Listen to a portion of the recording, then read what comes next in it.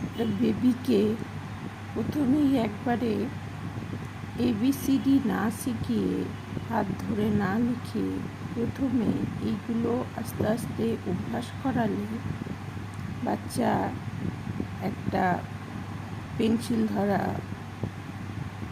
খুব সহজ হয়।